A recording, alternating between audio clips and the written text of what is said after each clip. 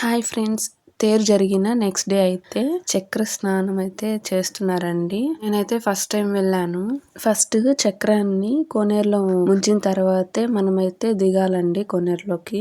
పూజలన్నీ చేశాక కోనేరులో అయితే చక్రాన్ని ముంచారండి. అలా ముంచగానే వెంటనే అసలు కోనేరు అయితే నిండిపోయిందండి జనాలతో. నేను మా పిన్ని ఇద్దరమే వెళ్ళాం కాబట్టి వీడియో తీసేకైతే కుదరదని ఒకరి తర్వాత ఒకరైతే వెళ్ళామండి.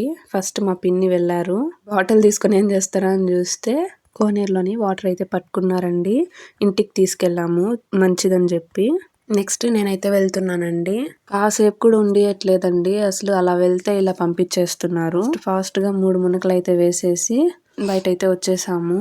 ఎండ కూడా చాలా ఎక్కువ ఉందండి. నీళ్ళల్లో ఉన్నంతసేపు చాలా బాగుంది.